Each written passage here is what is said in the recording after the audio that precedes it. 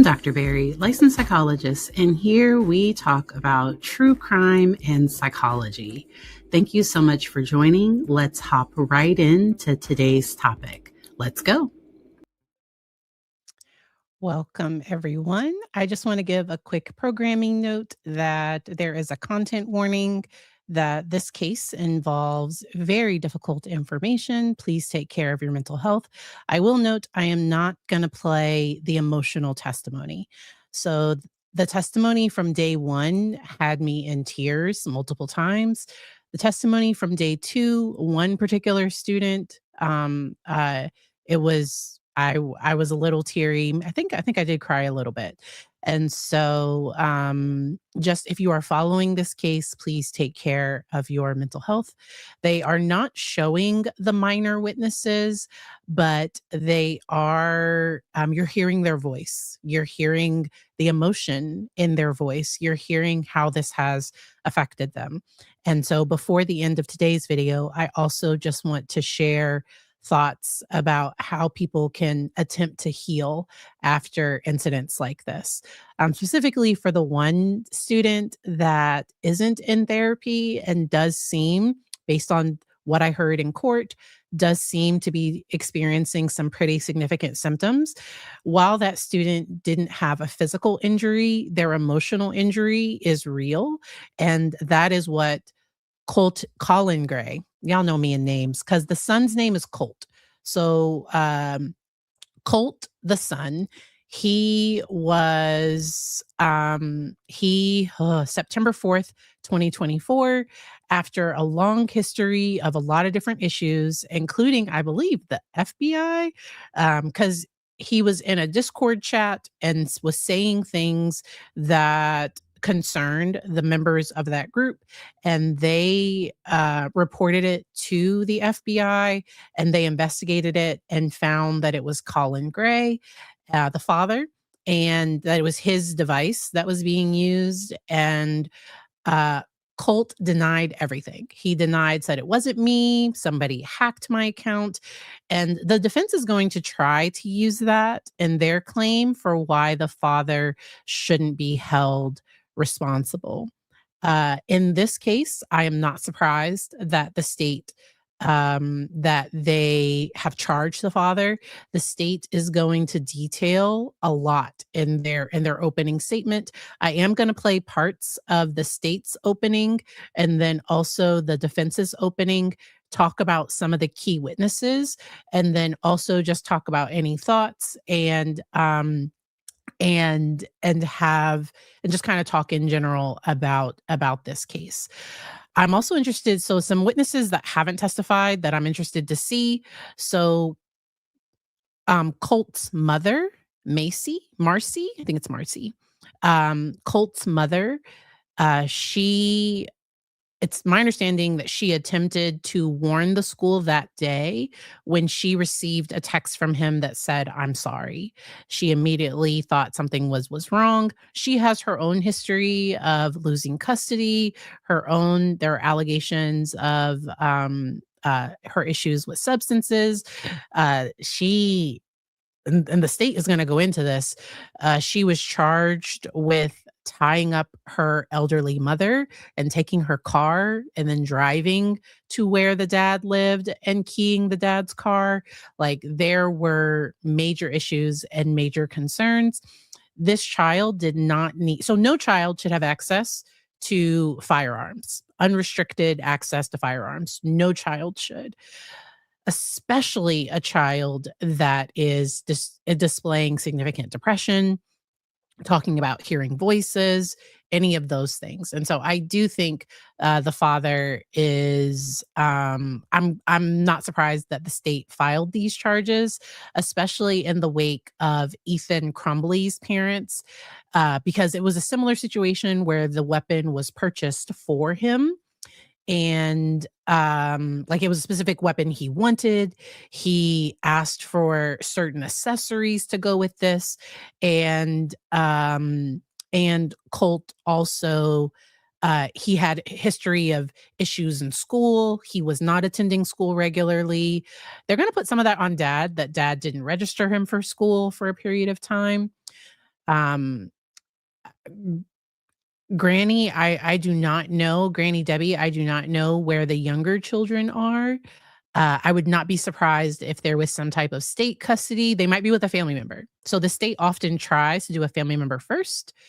I do not believe that they are with the mother. There were some major concerns all around him, and that doesn't in any way excuse what Colt did. Colt caused major harm, but there were definitely red flags in this case. I recently talked about a different case where there weren't red flags, where this was a surprise to everybody. There were specific, so the first target was the individual's brother, and then the other targets were more random. This situation, Colt seemed to be fascinated with school, with people that do school incidents. And I think the defense is going to claim that Colt's original plan was to do something at a different anniversary date, and that instead he did it around this one. But it's definitely a red flag if a child is fascinated with school, with any type of mass crime person, in a way that's not like it's that can be a sign. So yes, this is in Georgia. Okay. All righty. Because the GBI, the Georgia Bureau of Investigation, they were a part of the investigation along with the FBI. Like all the agencies respond to major incidents like this. I do just want to take a moment to honor. So there were 4 individuals that that died during this incident. And so from left to right, it's Richard, Christina, Mason, and Christian. There's a lot of testimony about the students seeing and knowing Christian. I think there has been some testimony about the student that saw Mason as well. And so that testimony was just very, very, it's very powerful. And the students have done a phenomenal job in this case. Okay. I do think because Colt has not had his trial yet, the child. So the individual that acted out this incident, he I believe there's a competency issue, and he has not, I don't know that he's entered a formal plea yet. So they are trying the father first. And so I will definitely follow if he has a court date as well. I do think it will be harder for the students to testify in front of him than testifying in front of the father. I think in front of the actual student, that in front of the actual person that did the redrum, that is often a lot harder. These students are so strong, and strong doesn't mean that it's not hard. So it's definitely doable, but it will be a lot tougher having to face that individual. All right, so let's go on ahead and play a little bit of the state's opening. Oh, can you imagine these students having to testify a second time? So for some people, the fact that the trials are separate, I think gives each defendant a fairer trial. So the dad would not want to be tried alongside his son. So I think dad is glad that these trials, 2 separate juries considering that matter. And I don't know that Colt is competent to stand trial at this point. Yeah. And this is only a year later. So this happened in almost 2 years, but this was September of 2024. Because these students, this 2025 school year was their first year back in school. And for the students that were able to go back to that school, for the students that had to switch, I totally get it. And there was one student that talked about still having difficulty going to school. And all the students talked about having difficulty with sleep and nightmares, or most, if not all of them, talked about issues with loud noises. And so it really, really is a sad situation. Hey, mama. All right. So let's get into the opening statement. This is the state's opening. All the warnings for language and, for those words that YouTube might not like. Good morning. Before we start, one thing needs to be abundantly clear. This is not a case about holding parents accountable for what their children do. That's not what this case is about. This case is about this defendant and his actions.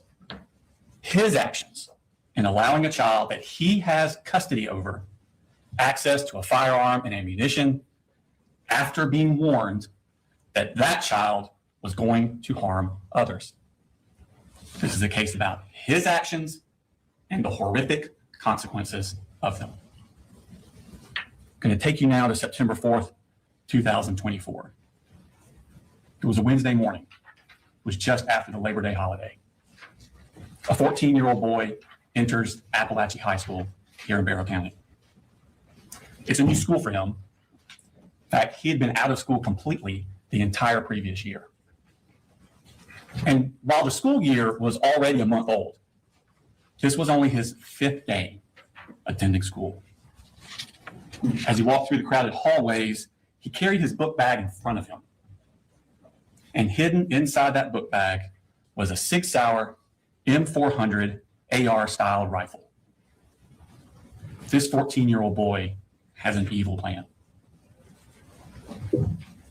He goes to his first period class, located here. It's a computer science class. He sits down at the table. He puts his book bag with a rifle next to him. At some point during the class, he gets up and approaches the teacher. And he asks her, "Y'all had any active shooter drills?" She says, "Yeah, actually, we had one last week. You were absent." He goes back and sits down. The teacher ponders on this a bit. It's not a question to ask. She doesn't know this boy very well. He's only been there 5 times. So she emails the school counselor, and she courtesy copies her direct supervisor, the vice principal, about the question the boy had asked. At the end of class, at 9:38, this boy picks up his book bag with the rifle in it, carries it in front of him out of the class, heading to his second period class. But that first period teacher stewed on it a little more, and between the class breaks, she decided, I'm going to go up to the office and find the vice principal and talk to her. So that teacher testified. The teacher that had him in first period testified, and she had a feeling that because she noticed that he had like a school project, and she asked him, and I don't know if that's the point that he's at in this story, but I remember her testimony. Once again, very impactful, very, very strong testimony. And teachers are not allowed to search students' backpacks. She was concerned about what the student had and immediately went to report it. The sad thing about this situation is in his second period class, there is a student with a very similar name. And that student with the very similar name, I think there was some confusion of who they were looking for at a particular point. And I don't know that there's anything anyone could have done to have, like, once the father allowed unrestricted access to this weapon, that day, everybody did the best they could. And you can tell that there is a lot of spirituality in this community or in this town, because some of the witnesses have talked about, like, one witness in particular, he probably said, "Thank God," so many times. Like, he was just like, "Thank God this happened." And that teacher that had him first period talked about just having this feeling that he had something and that she went to report it. This incident could have been because, like, there were things that happened and there were people that were able to be in place and stop situations. There was one particular teacher that testified today that had medical training, and not like extensive, so not like a nurse, but like through Girl Scouts, through a bunch of different things, she knew how to provide kind of an advanced first aid, and that might have helped save her co-teacher's life. He was shot in the hip. And so somebody asked earlier how I think this compares to Ethan Crumbly, and I did follow the Ethan. So I followed Ethan, his mother, and his father's trials, and this case had more red flags because his parents had been notified. At least his dad had been notified that he had made a threat about wanting to pew pew a school, and I think he was given the weapon for Christmas. The father was notified, and it was a similar situation like the Crumbleys, where when the incident happened, the father didn't drive to the school. He drove to his house, according to the state. That's what the state is alleging, that dad drove home to check to see if the weapon was there, and it was not. Um, uh, Colt had the father weird things about like something to the effect of, if I do something, it's all on you. The state is going to get into some of that. We aren't going to listen to all of the opening, but I just want to play a few highlights from the state's opening. But at this very moment, that 14-year-old boy is entering his second period class. It's 9:40 a.m. He takes a seat and he puts that book bag with the rifle in it next to him. 14 minutes later, at 9:54 a.m., that boy gets up, grabs his book bag, and he tells the teacher, I'm going to go to the counseling office, which is located down here. He leaves the class, but he doesn't go down to the counseling office. He goes down what's called J Hall, and he enters the boys' bathroom here. He goes into a stall, locks the stall, and he hides there for the next 26 minutes. Now, 4 minutes before he left second period, at 9:50 a.m., the boy's mother calls the school counselor, who's in this suite here. Now, the boy's mother doesn't live here in Winder. She's down in Fitzgerald, Georgia, which is in South Georgia. It's a 4.5-hour drive from here. But the boy that morning has sent some text messages that bother her. And he's now not answering his phone when they call or try and get a reply. She's worried about his emotional well-being. Now, the counselor had actually met this boy the week before. He had a panic attack at school, went to her office, and was too upset to go back to class. So the counselor and the mother talk on the phone for 8.5 minutes about this boy's emotional well-being. And at the very end of that call, at the end of the 8.5 minutes, for the first time, that mother mentions to the counselor that this boy has access to firearms. Which makes this a much higher threat. And that counselor, I do not believe that counselor has testified yet. I am looking to hear from the counselor. They're getting through a lot of the student victims and some of the medical testimony right now. They've had a few of the teachers. So the teacher where the incident happened, Miss Ryan, she testified, and the first period teacher also testified. And once again, testimony yesterday and today, it is very, very emotional testimony. And that's why I'm not going to be playing the testimony. We're just going through some of the opening. This sends a red flag up to the counselor. She immediately hangs up the phone and she calls the vice principal. This phone call was ended at 9:59 a.m. But remember, the boy had already left the classroom 5 minutes before that phone call ended. 5 minutes before the mother said anything about firearms. And he's hiding in this bathroom where no one knows where he is. 7 minutes after the call ends, at 10:06, the vice principal and the school resource officers arrive at the second period class. Now remember, this boy that the vice principal and the SROs are looking for has only been to that class 5 times. And there's another child in that class who has an almost identical name. And that boy has also left the classroom to actually go to the bathroom. He signed out to go to the bathroom. Second period teacher thinks that's who they're asking for and says he just went to the bathroom. Gives the vice principal that boy's backpack. And the vice principal and school resource officers head down to the bathroom to find that boy. That boy's just up at the sinks. He comes out with them. It truly was the perfect, because the names are so similar. And y'all know I am bad with names, and I had to go back to make sure that I didn't accidentally put that student's name anywhere, because the name is very, very similar. And I don't know if that student even still goes to that school, because that student's name could potentially be triggering.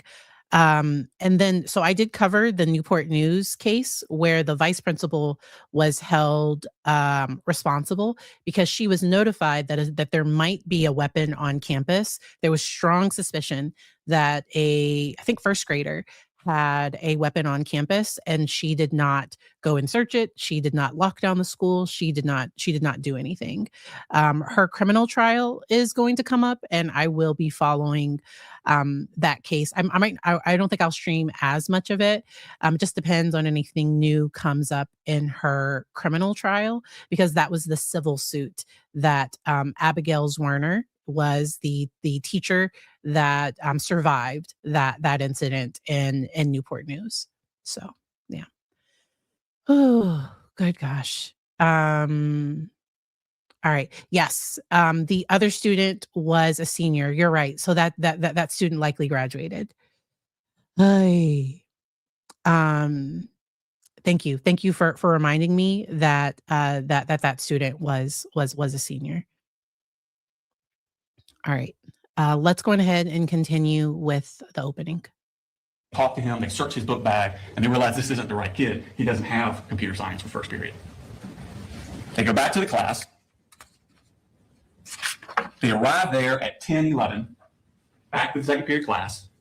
The teacher then tells them, oh, that child has gone to the counseling office, located here, because that's where he said he was going. Vice principal, school resource officers go to the counselor's office. Of course, they haven't seen him. He never made it there. At this point, they decide they're going to go look on the security cameras, see if they can locate this boy. They go down this hall, and it's not on this map. You'll see a more full map later. So around this area is where the vice principal's office is that has access to the security cameras. So they're about right here. At 10:18, the vice principal emails the second period teacher. When did he leave your class? They're trying to locate when exactly he left, because remember, this boy's only been there 5 days. They don't really know what he looks like. So they're trying to find him on video surveillance equipment. So she emails at 10:18, when did you leave your class? 2 minutes later at 10:20, second period teacher responds, he left towards the beginning of class. That's 10:20 a.m. when that email was sent. 1 minute later, at 10:21 a.m., that boy exits the bathroom he'd been hiding in. He's now wearing yellow work gloves. He's carrying that SIG Sauer M400 AR style rifle concealed with a poster board. And he walks back down J Hall towards his second period class. Okay, so that's when we know the incident happens. The state gets into the evidence or the things that they say will come out about the prior notification by the FBI. Let me just, they also get into some of the family history. So let me just play a little bit of some of the family history. All right. There was a lot of conflict, I think, between mom and dad. I think the mother and father had a likely not a great relationship. But let's play from about here. Harold in Ben Hill County, Georgia. It's South Georgia, kind of east of Tifton. Because there, Marcy's mother and father, Deborah Polhamus and Charlie Polhamus, live, and Deborah Polhamus's mother, Marcy's grandmother, Colt's great-grandmother, had passed away and left the house. So there's an available house for them to live in. So they moved down to Fitzgerald on March 4th of 2020. But if you remember that day, that's the week before COVID shut everything down. That was the end of Colt's fourth grade year. Fifth grade. Now this is going to be the fall of 2020 into the spring of 2021. That's fifth grade year. Colt goes to Ben Hill Elementary School. But remember, this is when COVID is raging, and it's mostly virtual. He's mostly at home using the school computers. The next year, sixth grade, fall of 2021, He starts a new school, Ben Hill Middle School, because he's in 6th grade now. And early in that year, 11-year-old Colt, at home, using the school computer, searches the word abuse. A few hours later, he searches the phrase, how to kill your dad. That was on. So the school knows this. So this was something that the father was likely told and was aware of, that when he was 11 years old. So that is concerning. I don't think that's a kid's curious, like that is concerning. And at no point did he ever get any type of mental health help. The allegation is that at some point the parents actually started giving Colt, I think the mother's Zoloft or something. Like they start giving him medication that he's not prescribed.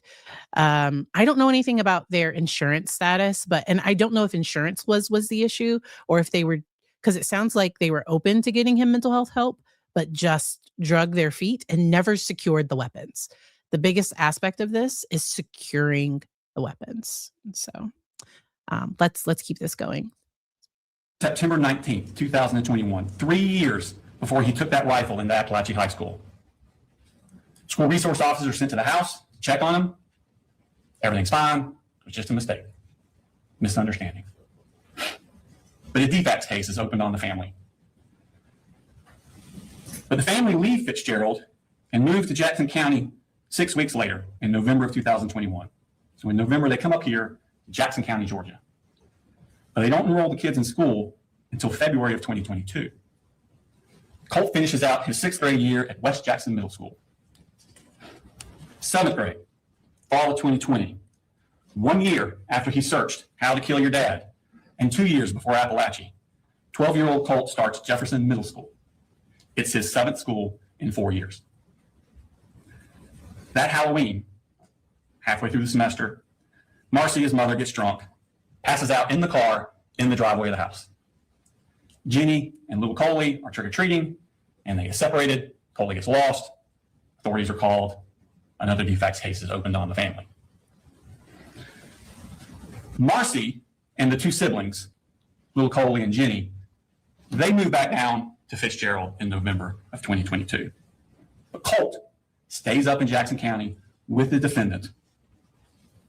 Defects caseworker Tamika Mitchum is monitoring Marcy and the 2 siblings down in Fitzgerald, and defects caseworker Michaela Anderson is monitoring Colt and the defendant up here in Jackson County. I also wish at some point that social services would have mandated counseling for him too, because him being left with dad, and I don't know why he stayed with dad. And I don't know that because mom has her own, I'm just being like mom has, because there are other concerns that come up later. But I don't think mom would have given him access to a weapon. That's what dad did. And we are where we are. And starting in March of 2023, during his 7th grade year, Michaela Anderson visits his residence monthly. Every month, she shows up to check on Colt, see how he's doing, check on his well-being. And the defendant always says the same thing. Colt's doing well in school. He doesn't need any counseling. But that's not really true. Colt is full of intense anger. He's having a hard time dealing with it. Yeah.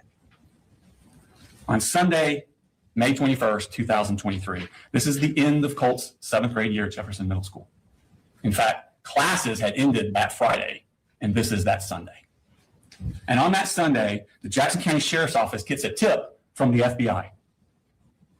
There's an app that you can get on your computer called Discord. And so it was this year that he was in a chat room talking about fantasizing about doing an incident at an elementary school. Deputy Justin Elliott and investigator Dan Miller go to that address. There's body camera. Now, the current resident of that address has 2 daughters, and they don't use Discord. But they're new to that address, and they keep getting the mail of the previous tenant, Colin Gray. Deputy Elliott, investigator Miller then go to his new address. They speak with the defendant at his house, and they tell him about this threat on Discord. And they ask him, does Colt have access to guns? Which he does. But the defendant says that he and Colt, they take this school shooting stuff very seriously. And Colt denies to these officers that it was him on Discord. He says his Discord account got hacked.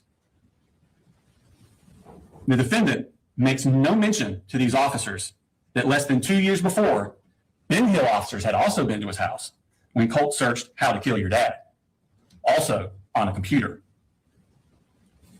But before they left, Investigator Miller asked the defendant to please restrict Colt's access to guns.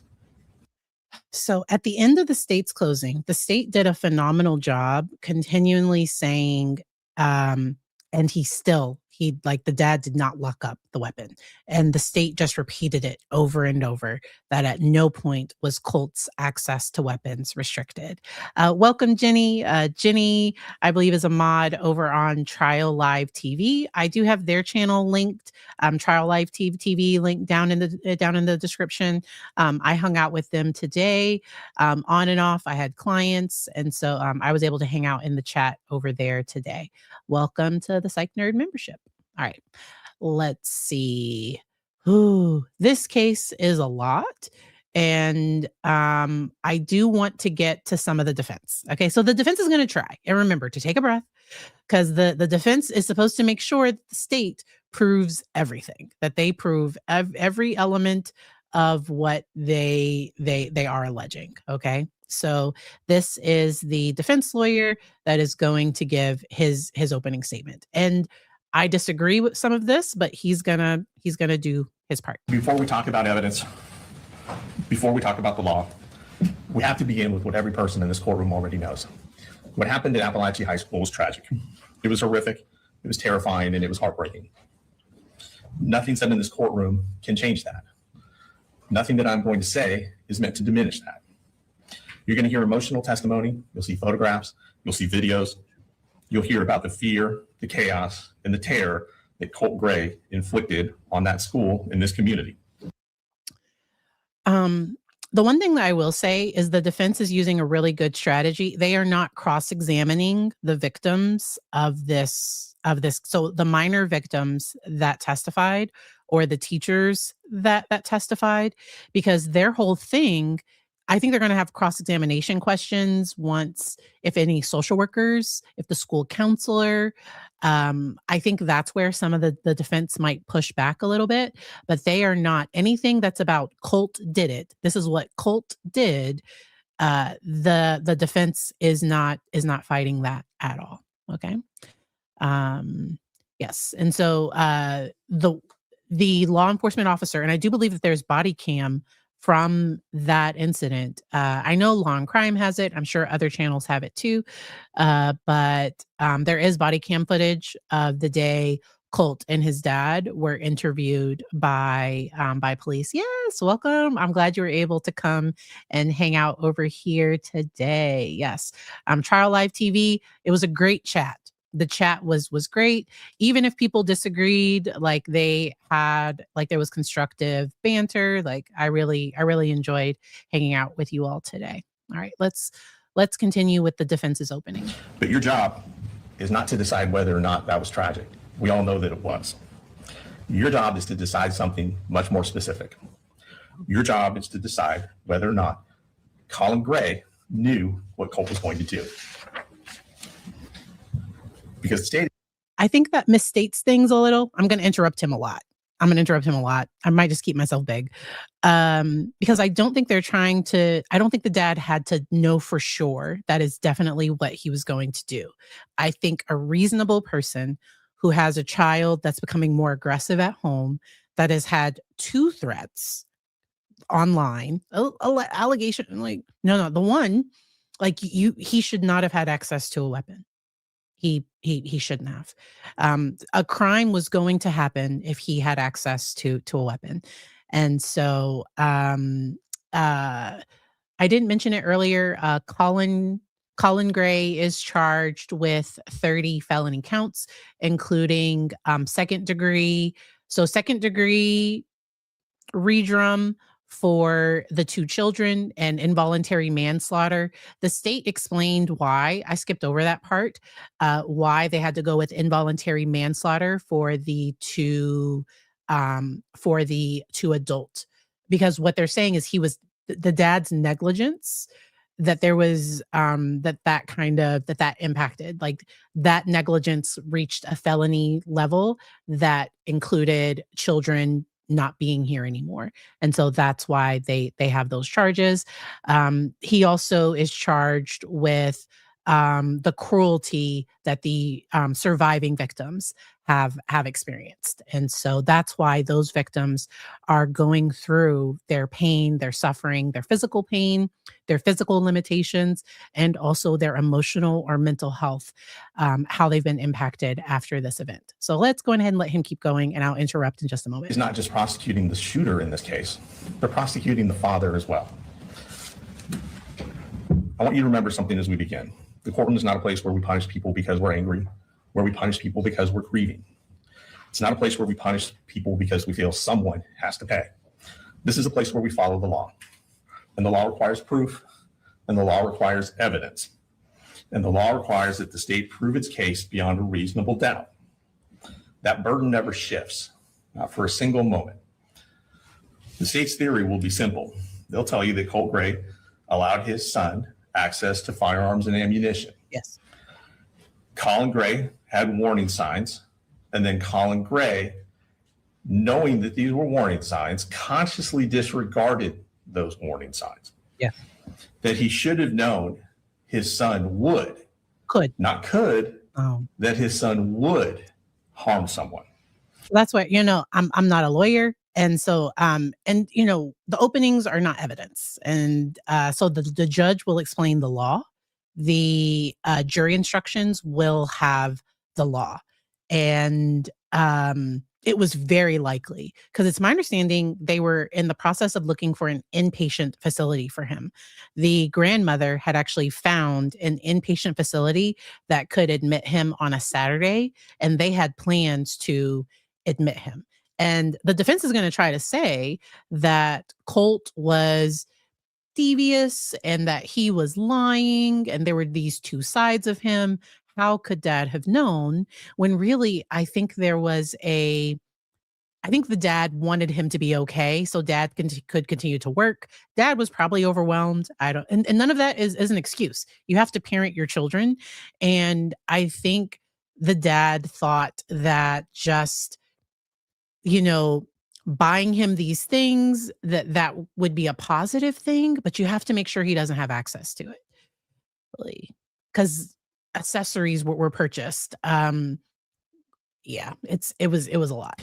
And because the son later committed this school shooting, therefore Colin Gray must be guilty, must be criminally negligent, because he knew this would happen. That's their theory. But what you'll learn from the evidence is that case is not that simple. The evidence will show a teenager who is struggling mentally, a teenager who was deceptive, a teenager who hid his true intentions from everyone, from his family, from his counselor, I think there was a shrine to Nicholas Cruz in his room. Exactly. Lisa, you and I, jinx. So I was pausing it, I think, before I even saw this. The shrine to the school Q-Pewer Nicholas, like, that was a red flag. That was definitely a red flag. Siblings, from DFACS, from law enforcement, and most especially from his father. The evidence will show a father who did not ignore his child. He did not abandon his child. He did not turn his back on his child.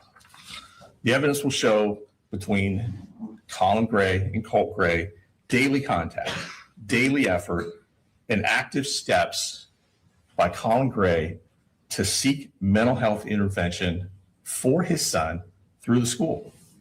The evidence will show that the most important facts, the planning of this shooting, the concealment. So I do also want to say that some incident of this level, so school guidance counselors I do not know the counselor's credentials at this school. I know in the state of Virginia, school counselors are not licensed by the Board of Counseling. They are licensed by the Board of Education, and they do not have to have a clinical license. So an issue of this magnitude would go to the school social worker. It would go to somebody that was under supervision, that was under licensure. So our school social workers do threat assessments. Our school guidance counselors don't do threat assessments. And a high school guidance counselor, not like I said, not to minimize. So I have a good friend that is a LPC, and because she has, I think, 3 children that are school age, she is a school guidance counselor because that works great for her schedule. She is one of the few. She's actually a licensed person providing that work. She does phenomenal work, but his issue to me rose above guidance counselor. He needed to be meeting with a psychiatrist, a psychologist. He needed, because my understanding, he was talking at home about hearing voices, and that it was all getting to be too much for him. And so I think that's a problem. The defense is going to try to blame mom a little, that mom was aware of some things that dad wasn't. And that mom kind of so the defense is going to try to play that angle, but dad was the one who had custody, because I think mom had lost custody of all 3 children. Yeah, we'll keep it going. Of this shooting and the timeline of this shooting were hidden by Colt Gray from his father. That's the difference between tragedy and criminal liability. And this case is about whether the state can prove criminal liability by showing that Colin Gray knew that Colt was going to do this, knew that Colt was going to harm someone else.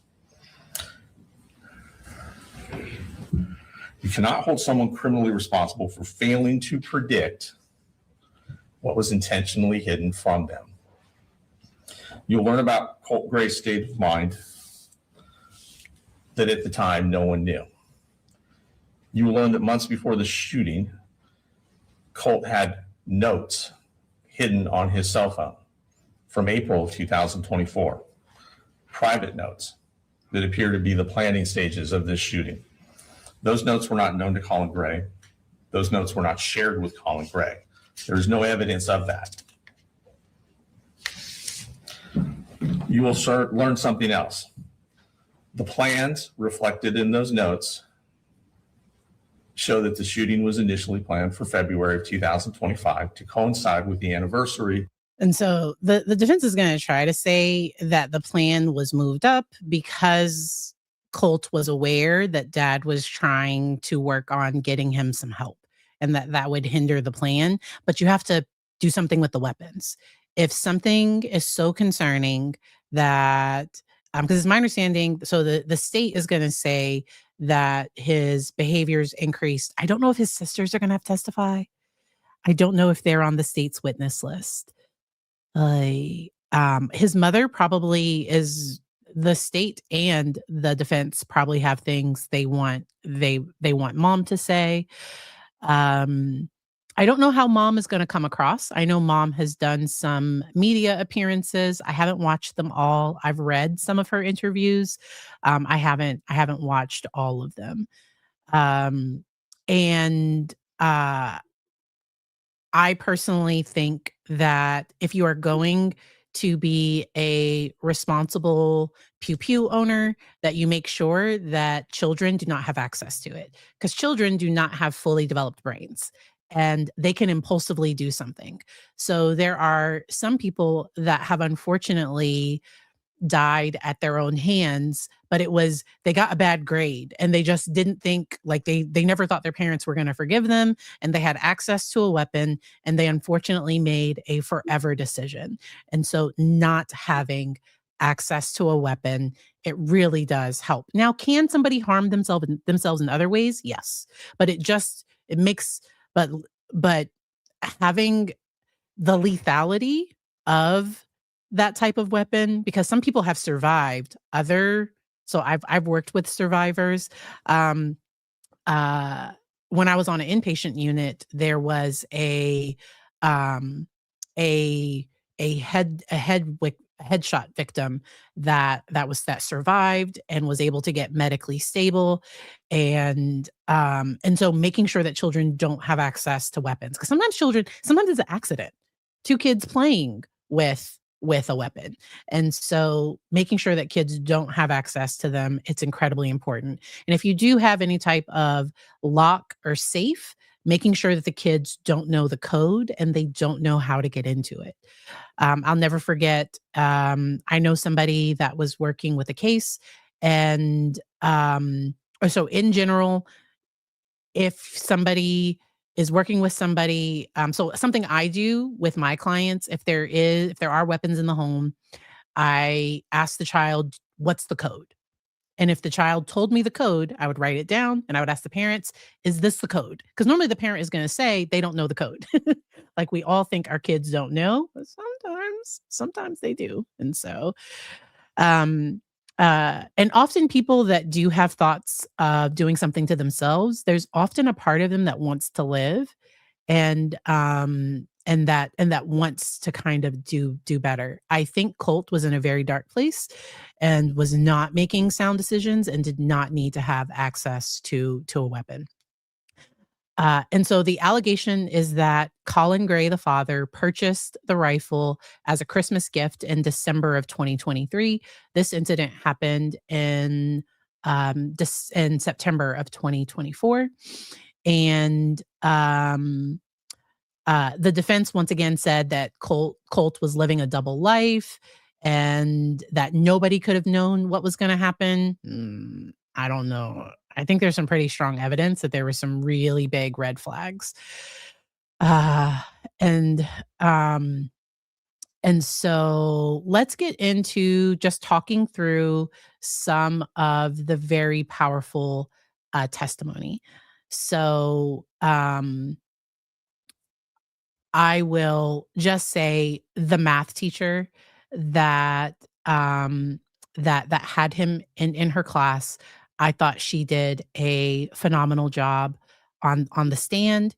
And she mentioned that he asked to see a crisis counselor, which kind of stood out to her one day. And so she did walk him down to the class.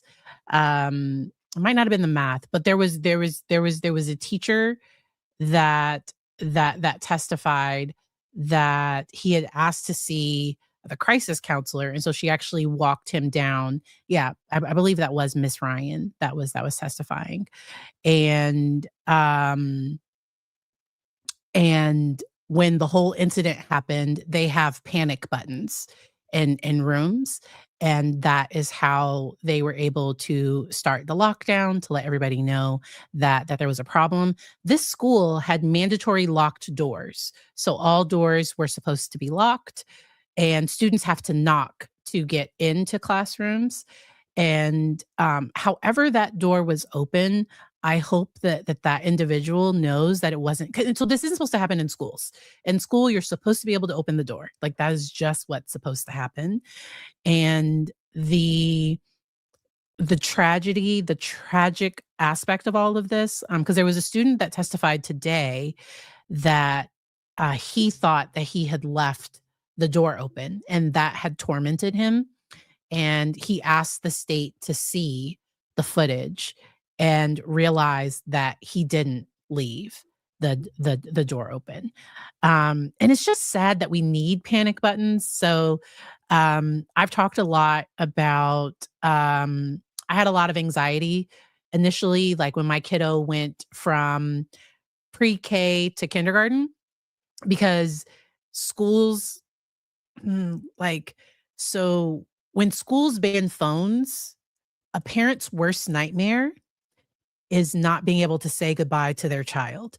We shouldn't live in a country where where that's even a possibility, where that's a concern, where it's like, when I send my child to school, I should know that they're safe.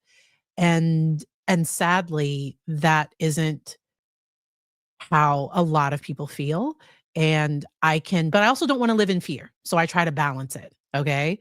So, so that first year my kid was in school, I bought him a watch where he could just call mom and dad. And literally, I'm doing this thinking that if something ever happened, that he could call us.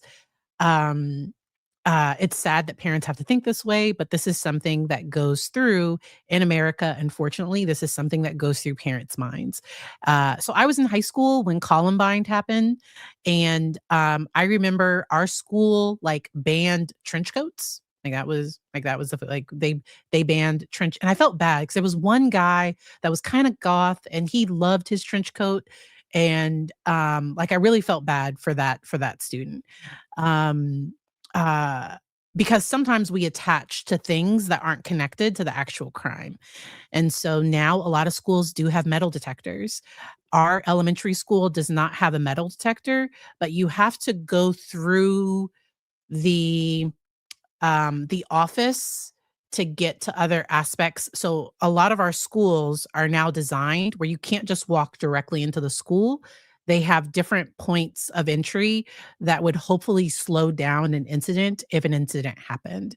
And it just really stinks that people have to even think about that or say that. And so my school, so my student, my child, he no longer has a watch. So the watch would die all the time because he would use the timer and he would kill the battery. And so the battery would die while he was at school all the time. And so he no longer, he used that watch for maybe the first month or two of school, maybe. I did have an AirTag that I kept in his book bag. He doesn't even take the bus, but I did. And then I took the AirTag out because one day I got I just wanted to see where the AirTag was, and it was at somebody else's house, and he was in kindergarten. No, I forget the little girl's name because I checked our roster for the class because parents could opt in to placing their addresses on a roster to get together with other parents. And there was a student that was very close to where the AirTag was. So I text that person hey, this is so and so's mom. Just want to give you a heads up that I think you might accidentally have our AirTag. We were able to get the AirTag back. It is what it is. The thing with anxiety is that we want certainty and control, and there are situations that you just don't have control over. The testimony of, I think it was Natalie's mom. I'm almost positive it was Natalie's mom. The mother that was working across the street, and she found out that her child was one of the injured, and they're telling her that she can't, she has to stay there, you can't move. And she's telling the officer, my child was injured, I need to get to my child. Her testimony was so heartbreaking. Yes, Natalie's mom. I also thought Natalie's testimony was very powerful. I did write down, she told him, because she saw the shooter on her way out, and I think she said, F you, where is, let me search for what she called. She had some language, some very appropriate words in that moment. I think she did say that she wanted to F and kill him, but he had just done this to all of her friends. Yes, you effing a-hole, I'm gonna effing kill you. We were just kids. That was Natalie's response. Totally. And they talked about the change in her personality, that initially she was very angry. And then after that anger, that a piece of that was having survived. And you heard so many students talking about survivor's guilt. The one student that talked about feeling like they shouldn't have survived, and constantly, it's almost like that final destination, feeling like there's this impending doom because they didn't die that day. And so I do hope that student continues to work in counseling and can have some hope and peace.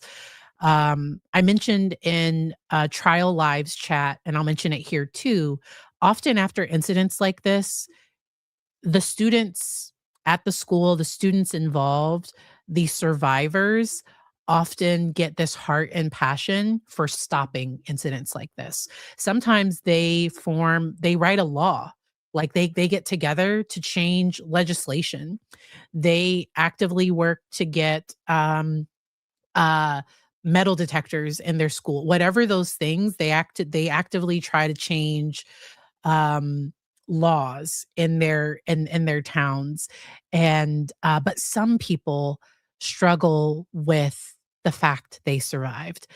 There was one Parkland shooter that unfortunately, so trigger warnings but unfortunately died at their own hands years after surviving. And I will say that EMDR, we talk a lot about eye movement desensitization reprocessing. If the student is a good fit for that type of service, helping connect, because sometimes that thought of I shouldn't have survived, it's not fair that I survived, or whatever that thought that comes up connected to that incident, EMDR can do a good job of trying to install a more positive thought. That thought, this shouldn't have happened to anybody. It's okay that I survived. I did the best I could.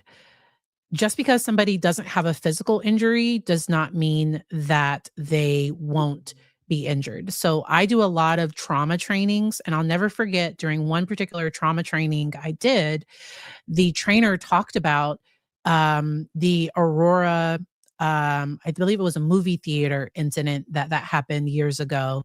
And the trainer had worked with a teenager that had helped their friend. Their friend was injured, but the teenager did not have a physical injury, but their emotional symptoms were actually worse and lasted longer than the person that was harmed, that did have a physical injury.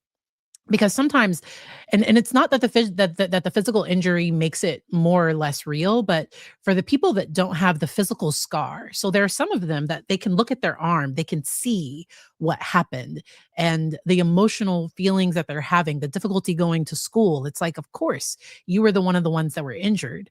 But for every student in that school, even students that were not in Miss Ryan's room or any of the rooms. So every student that was on lockdown, the dad should be glad that the state is only charging them with like certain students, because even students that, because that happened at your school, because one of the officers talked about his daughter was at a different school, and there were false statements that there were active shooters at other schools, and there weren't.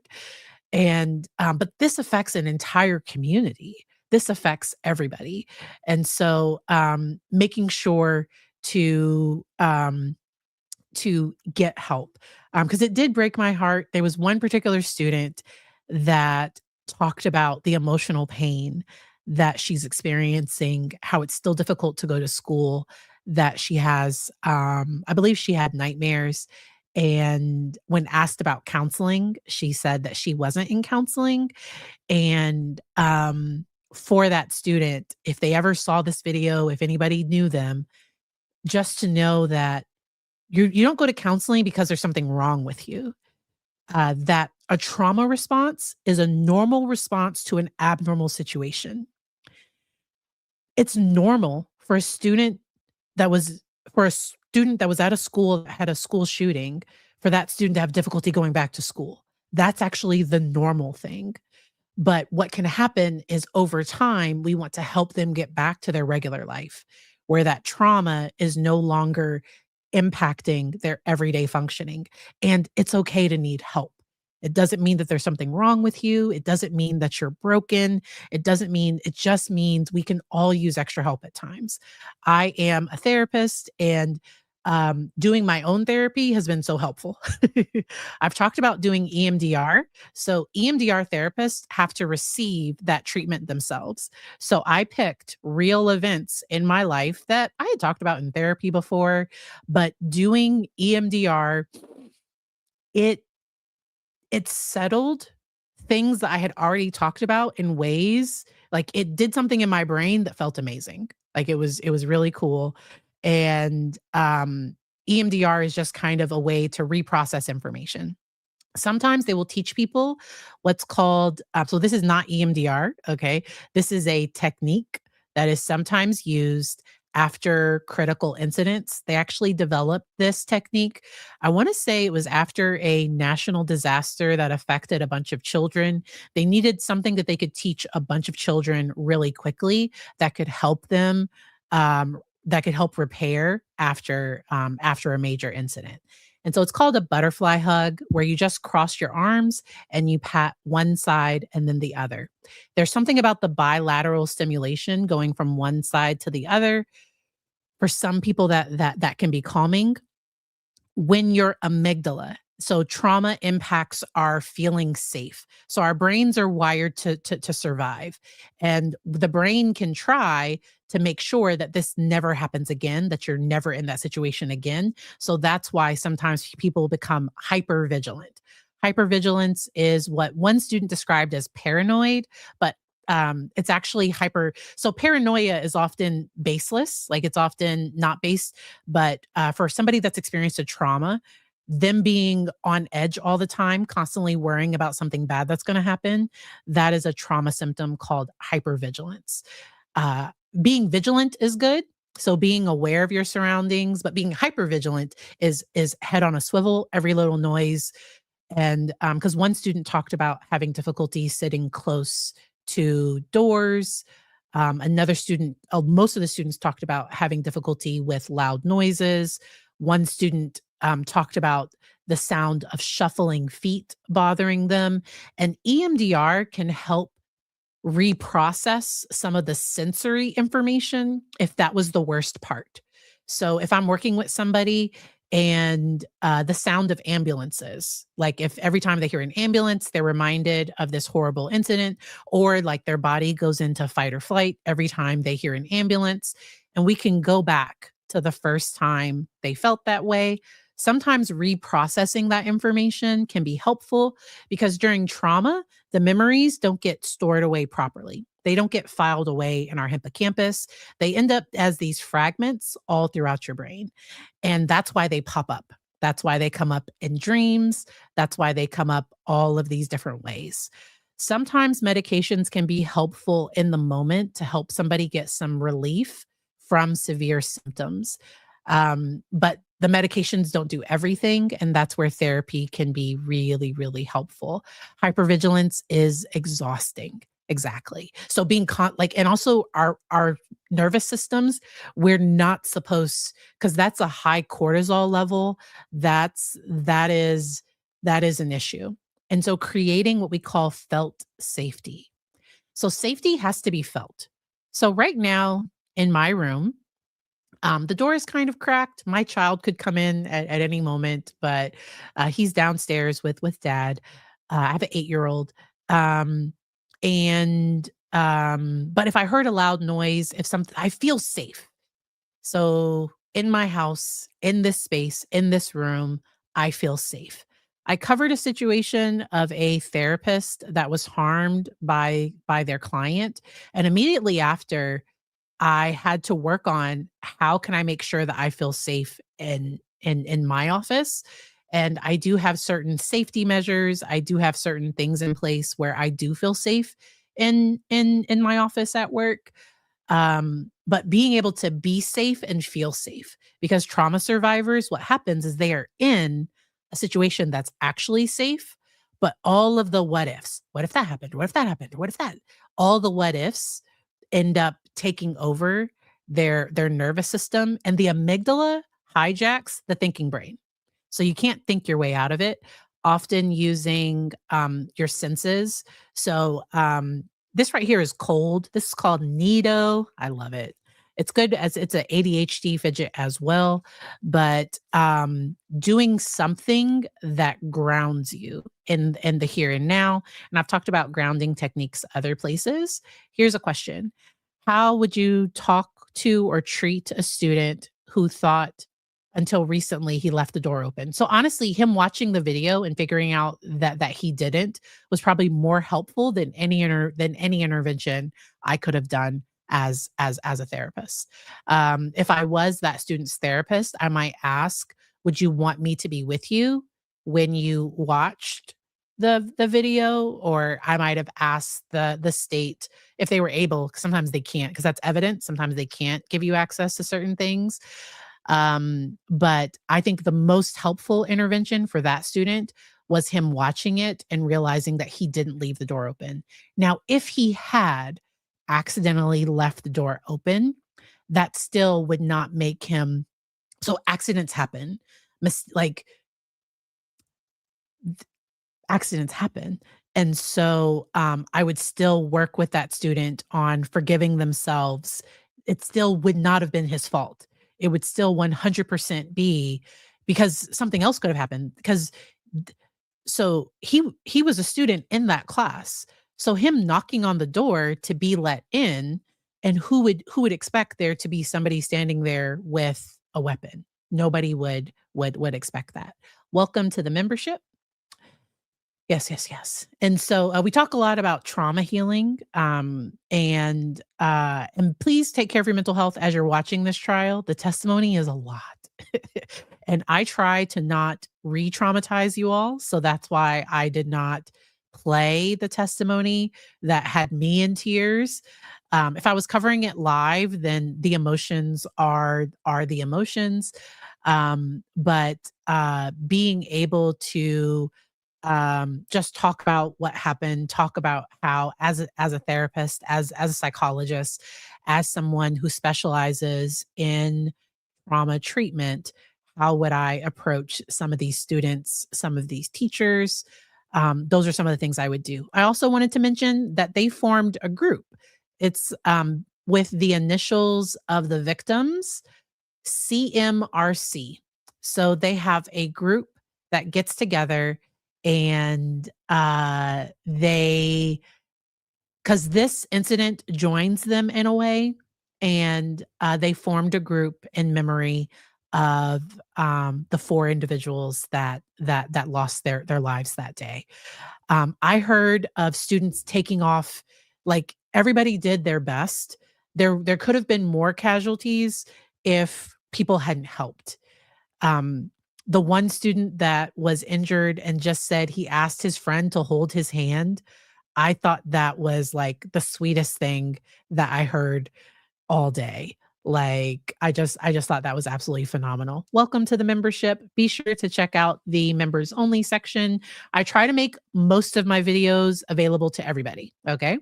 But because members do pay for access, I do have some members only content. If there was ever a video that you were really like, Dr. Berry, can you please, it's members only, but can you please make it available to everybody? Yeah, because I really try to have most of my information be available to everyone. What do you do to restart after an intense day of watching trials? So I am going to find something on Netflix. So I watched something funny. Josh Johnson is talking about Bad Bunny tonight. Let me show you my we are also planning a Disney cruise for 2027. And so that gives me a whole bunch of joy. And then I touch grass. So I hug my kid. I am just thankful and grateful. I do hope that things will change.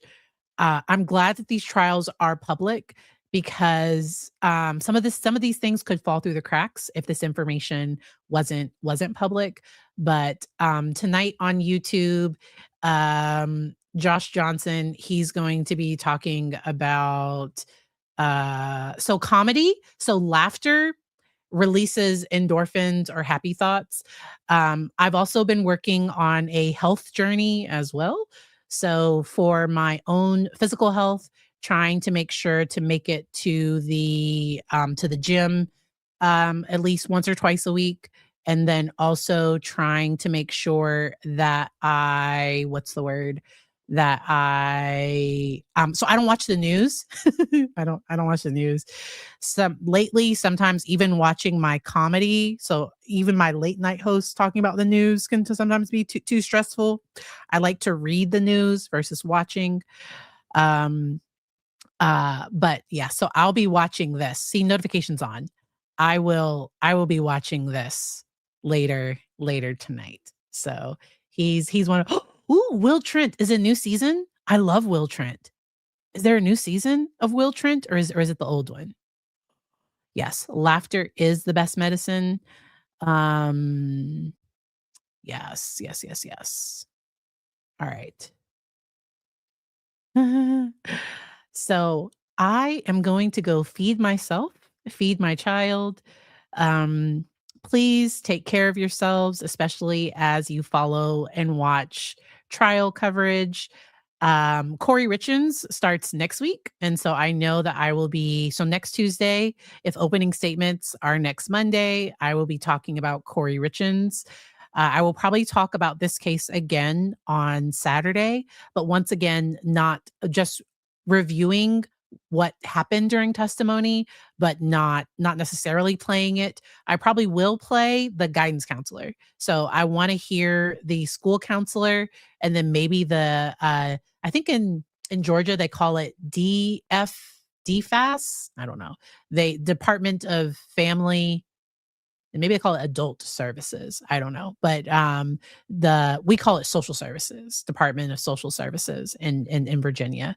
I definitely want to take a look at that testimony. Yes. And so I will definitely be taking a look at that. That's a sad case, but because of Corey's shenanigans, it's kind of humorous to me, but I have a dark sense of humor. So, but always respect for the victims. But Corey, I don't, yeah. So we'll see how that goes. Thank you all so much for watching. Be kind and don't do crimes. I will see y'all next week. Bye.